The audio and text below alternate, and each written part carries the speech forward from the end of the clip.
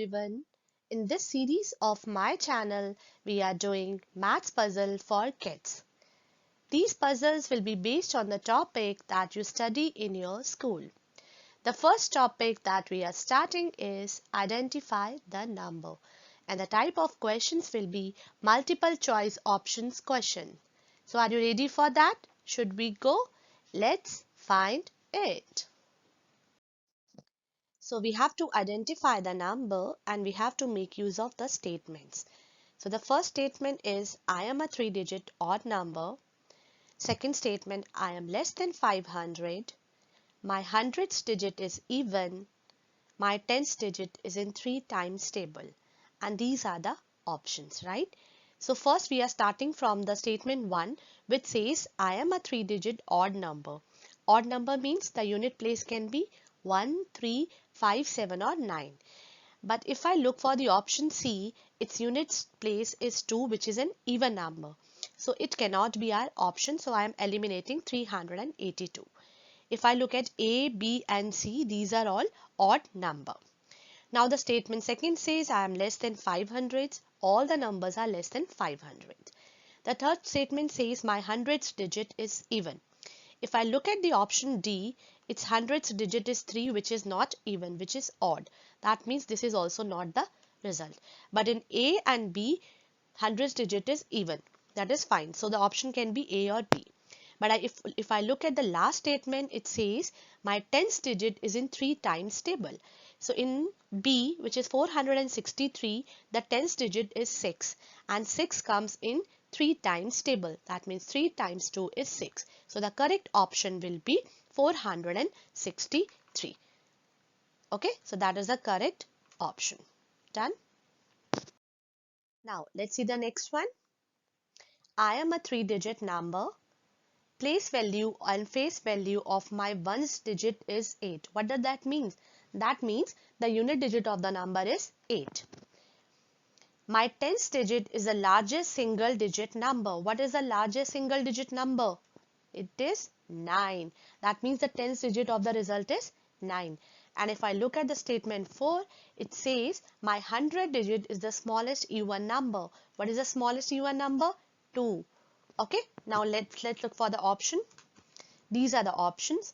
Now, since I know my tens digit and hundred digits are 9 and 2 respectively. So if I'm looking at the option, then the option D is 298, in which the tens digit is 9 and the hundredth digit is 2.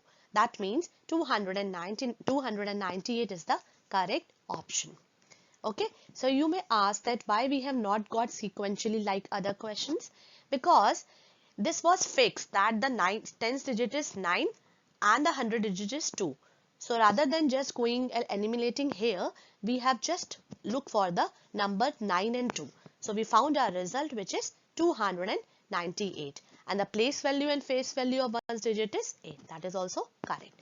So the correct option is 298. That's right. Now the next one is I am a 4-digit odd number. So this is a 4-digit number. My tenth digit is the greatest 1-digit number. So what is greatest 1-digit number? We know it is 9, right? My hundredth digit is an even number. That means it can be 0, 2, 4, 6 or 8. Let's see.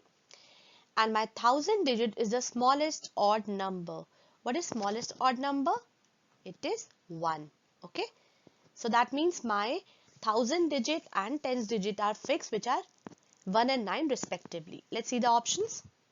These are the options. So if I look at the option B, it says 1495. So its tens digit is 9, correct? Its hundred digit is an even number, which is 4. That is also correct. And its thousand digit is the smallest odd number, which is also correct. So that means the correct option is 1495. So the answer is 1495.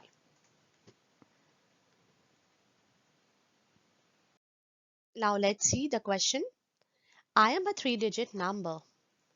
My hundredth digit is odd, but I am an even number.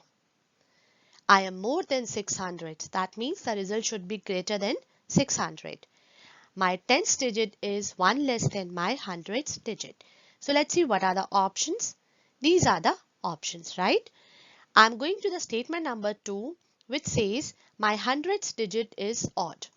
So if I look at the option A, which is 765, the hundredths digit is 7, which is a odd number. That's fine. In 874, the hundredths digit is 8, which is not odd.